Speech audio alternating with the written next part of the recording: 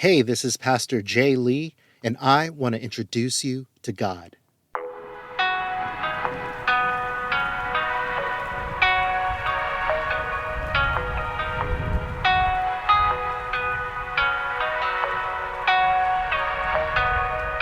The Intro to God podcast, Episode 4, Now What?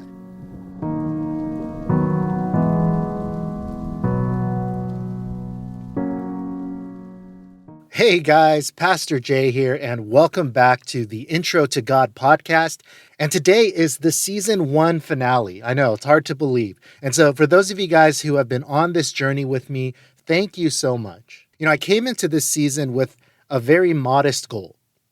And really, that goal was for those of you guys who are here listening, but really in your mind, the idea that there's some sort of God out there is like pretty much the same as the thought that Superman exists somewhere out there. That the idea of a God existing is pretty much just pure mythology and superstition, and you just feel like there's really no good reasons to take the thought seriously. And so here in season 1, all I've really been trying to accomplish is to show you that maybe there are some compelling reasons why it is worth seriously considering whether or not a God exists. And so we've been talking through these 3 classic arguments for the existence of God. And we won't rehash them all here. If you haven't listened to those episodes yet, please go back and listen to them. And I've acknowledged throughout that I don't think any of these 3 arguments necessarily proves beyond a shadow of a doubt that God must exist. But what I do think that these arguments do, especially when you put the 3 of them together, is that they demonstrate that there are still a lot of questions about our existence and about the nature of the universe and the nature of life itself that cannot be adequately answered by purely naturalistic means. That if you try to explain the origins of the universe and the meaning of life and morality, good and evil, right and wrong, that there are some pretty serious deficiencies when you're trying to explain them purely from a naturalistic point of view. And that really, in some cases, it's actually easier to explain, or maybe even, dare I would say, a little bit more logical if there is some sort of God or creator or some sort of just eternal something out there from which the universe and we originate. And so honestly, I don't know how good of a job I have done to make that case, but I hope at the very least that some of you can see that it is possible to take seriously the possibility that God exists, even as a thinking person, right? That you don't have to turn off your brain or turn off logic or rational thought to seriously consider that maybe there is a God. You don't have to stop believing in science. Now, if you started this conversation just sort of thinking that, it's just a pure fantasy and fiction, I hope that maybe this conversation has opened up some new pathways of thought for you, some new lines of questioning, and maybe a new openness to really seriously investigate whether or not God is real.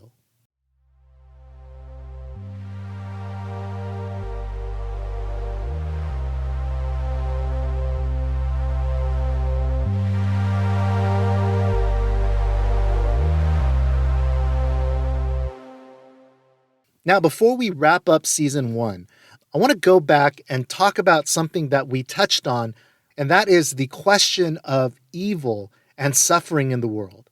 In any conversation about whether God exists, it always comes back to this question. Well, if God really exists, and if God is really so good and so loving and so powerful, right? Supposedly God is everywhere and he knows everything and he's all powerful. If he's really all these things, then why is there so much evil in the world still? Why is there so much suffering and so much pain, so much senseless violence and tragedies? And so I think this question is really one of the greatest stumbling blocks and and one of the biggest blockers for a lot of you to move forward in your investigation of God. And let me just say right from the start, I don't have all the answers to this question. I think it would be foolish to think that we can just answer away this question. And honestly, a lot of times it's difficult to even talk about this question because usually if you're talking to somebody, they may be asking because they themselves have endured a lot of suffering in their life and had great evil done to them. In that situation, I think any attempt to try to just sort of rationally and logically explain the evil and suffering in the world away can come off as very insensitive and offensive. And so I'm hoping that here, at least, is a little bit more of a neutral space where we can kind of talk through this issue in a little bit more of a sort of high level way, since I'm not necessarily talking specifically and directly to any one person. And like I said, I would not presume to think that I have the answers to this question. But really, what I want to share is some answers. I don't have the answer, but I do have some answers from a Christian perspective of how we reconcile the existence of a good and loving God, yet there is still so much suffering and evil in the world. And so while I don't think any of this can just completely answer the question for you, I hope that it can at least shrink the barrier of this question for you and just move it enough so that it doesn't have to be a stopper for you in your investigation of God. Now, as a bit of a caveat, I'm approaching this question from the perspective of a Christian and Christian belief and Christian teaching. And so I don't know that what I say here would necessarily apply to any other faith. But really, these are thoughts on how to reconcile the existence of God and evil from the Christian understanding of God. Now, let's start with kind of outlining the classic argument or syllogism against the existence of God. And it goes something like this. If God is all-powerful, all-knowing, and all-present, and he is all good, then evil will not exist. But evil does exist. Therefore, either God is not all-powerful and not able to prevent evil from happening, or he is not all-knowing. Maybe he's just not aware of all the evil that is happening and going to happen, so that's why he can't stop it. Or God is not all-present, that he just can't be everywhere at once, and that's why he can't stop evil. Or maybe he's just not really good, that if he really exists and he is all-powerful and all-knowing and all-present, but he still allows evil to exist, then he must not be good. Or, finally, maybe God doesn't exist at all. And so that is sort of the classic argument that a lot of people use to argue that, hey, because there is so much evil and suffering in the world, God probably doesn't exist. And definitely the Christian God doesn't exist. And so what I'll say about that argument is that there is one big assumption that is being made in that argument. And the assumption is that there's no way that a good and loving God would allow evil to exist in the world. And what we find, at least if we're talking about, the Bible's teaching about God on this, that just isn't a true premise. It's a false assumption, at least about the Christian God. And so that's where at least that argument fails. So from a Christian perspective, from a biblical perspective, there is no logical conflict between a good and loving and powerful God existing and evil and suffering existing in the world. Okay, just from a purely theological standpoint, there is no conflict there. But I think we still need more than that. Like we still need to know how we can reconcile these two things together in a way that makes sense and in a way that doesn't just completely undermine the character of God. But I think it's at least helpful in trying to reconcile these two things to talk about what the Bible says are the sources of evil and suffering in the world. See, in Christian theology, or basically in the teaching of the Bible, which is where we get our understanding of who God is and who we are in relationship to him and sort of the nature of the universe. In Christian theology, the definition of evil is that which is contrary to the character of God.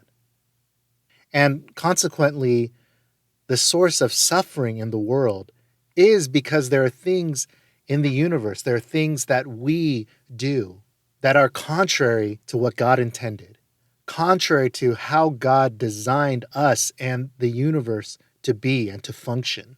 And that is the source of suffering.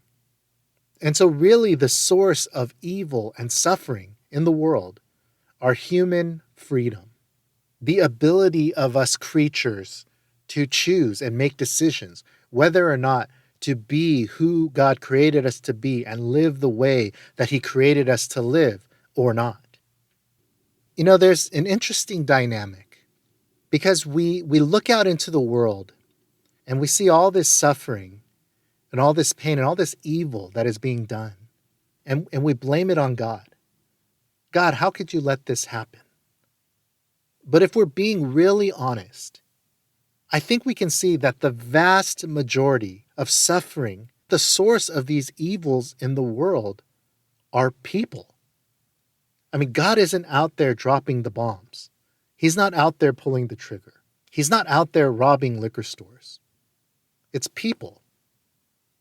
The question that we ask is, well, God, why did you allow that to happen? Rather than pointing the finger at ourselves and doing some introspection to ask why it is that we are so prone to evil and to inflict this pain and suffering on one another.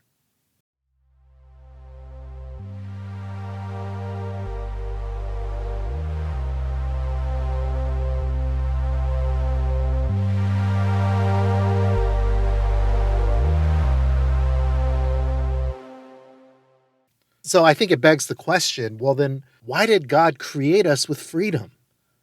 Right? Why did he give us this ability to choose when we have done such terrible things to one another with that freedom and that choice, and it has resulted in such terrible, terrible evils in the world? And really, when we're asking that question, we're basically asking, wouldn't it have been better for God to have just created us as robots? Robots who only do as we are programmed to do and do not have any free will or moral capabilities, right? We just do what we were programmed to do with no ability to choose evil or to do wrong. And there's a thought from C.S. Lewis that is helpful here. I don't know if he's the originator of this thought or if he got it from somebody else, but I learned it from C.S. Lewis. And basically what he suggests is that if God had created us without freedom, then certainly there would have been no evil. But without free will, there would have been no possibility, no capacity within us to love. Right? Because love is not something that can just be programmed. Love is not something that can be forced. Love is something that has to be chosen and felt.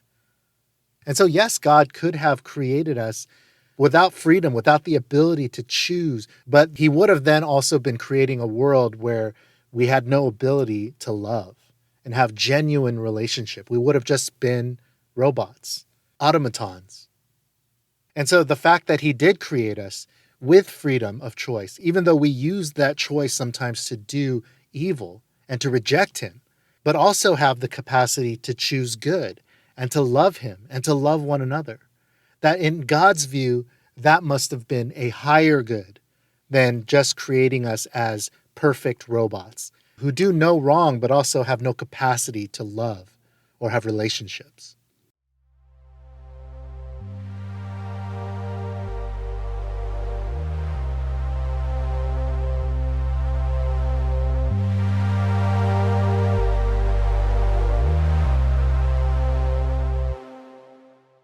At this point, I think some people might ask the question, well, maybe God shouldn't have created us at all. I mean, if God knows everything, then certainly he must have known what we were going to do with our free will and with our free choice, that we would make horrible choices as humanity. and the level of evil and suffering that would be wrought by those choices. I mean, surely he must have known that that was going to happen. Like, why would he then go ahead and still create us? And honestly, this is another tough question. I'm not exactly sure how to answer this question. The best that I can do to try to make any sense of it is to actually draw an analogy from us, human beings. Like, why do we choose to have kids? I have two kids myself, one who is only 4 months old. Why do we choose that? And certainly we see that not all kids grow up to do good things, that a lot of kids grow up to be people who do very horrible things, who cause a lot of pain and suffering to their parents, other people, even to themselves. And parents who have just great trials and tribulations with some of their kids, or maybe experience tragedies, miscarriages, and God forbid, the loss of a child. Like, there's all these horrible things that happen around having kids all the time, every day. Why do we still want to do it? And that's not to speak of just the change that it makes to your lifestyle, right? Going from no kids to having kids and just how it just completely takes over your life. All of the work and the sacrifice that goes into being a parent. Why do we keep doing it? Why do we open ourselves to such hardship and sacrifice and pain? But at the end of the day, even with all of the negative, there's just still something inside of us as humans. There's still something inside of humanity. We just want to create life. And we just want to nurture new life into being, into existence. It's just almost innate in us. And perhaps that innate desire within us to want to create life and to love it and to nurture it into existence is actually a reflection of the nature of God in us. The reason why we have that in us is because that is in God. And so why would God still create us, knowing all of the hard things and the pain and the evil that would come with it? And I can't say I know the answer to that question, but I can say that whatever it is in God that made him want to do that, we see that same thing in us too. That there's just something inside of us and something inside the heart of God that just wants to create life and bring it into existence and nurture it and love it. And so, like I said at the beginning, I don't have the answer to this question. But I think these are just pieces of thoughts that can help us to at least make some sort of peace with this question in our minds. If God really exists, and he is really so good and loving, and he is really so powerful, how could all the evil and the suffering that we see in the world exist? And the answer that we have to that question is because God created us with freedom, with free will, the ability to choose, even if we use that choice to do wrong, to do evil, and to inflict pain and suffering on other people. Why would he do that? Why would he create us with that terrible power, that terrible ability? Well, because without the ability to choose, there would have been no ability to love and to have genuine relationships. Because love cannot be forced. Love is always a choice, and it always has to be freely given. Well, maybe God shouldn't have created us at all. I mean, if he knew what we were going to do with our freedom, maybe he shouldn't have had us at all. And though there's certainly logic to that, it would seem that God's heart is similar to our own in that even though we know that bringing children into this world can result in all kinds of negative or bad things, there's still something inside of us that desires to create life and to love it and to nurture it into existence. And we see that same thing in the heart of God. And so rather than choosing not to create us because he knew we were going to go wrong, he decided instead to find a way to redeem us, to bring us back to what he intended us to be. And that will be the subject of season 2 of the podcast, Intro to Jesus.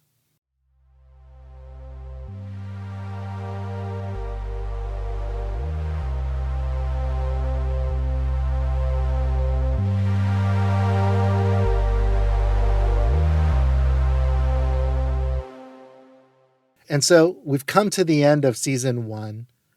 You might be thinking, what now? Now that we've kind of explored in a general way the possible existence of a God, I think the next question for us to explore is, if God is out there, who is he? What is he like? What does he want? Why has he created us? And so in season 2, we're going to talk about Jesus, how he is the revelation of the nature of God and his purpose in human history. Now, I'll be totally honest with you guys. I have no idea when I'm going to get around to making season 2. And so if you're listening to this podcast in real time and you want to keep going on this journey, I don't want you to be sitting around for season 2 to drop whenever that's going to be.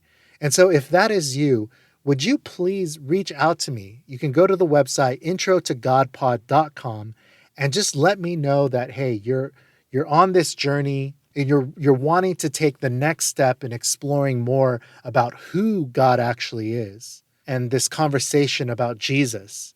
Let me know and I'll reply to you, and I'll make sure that we can get this conversation going so you don't have to wait for me to actually get around to season 2.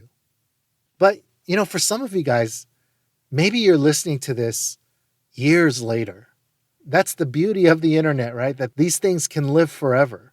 For all I know, you're listening to this 5, 10, 100 years later. Maybe I'm not even around anymore. And I'm not a time traveler, but here's what I'm willing to bet.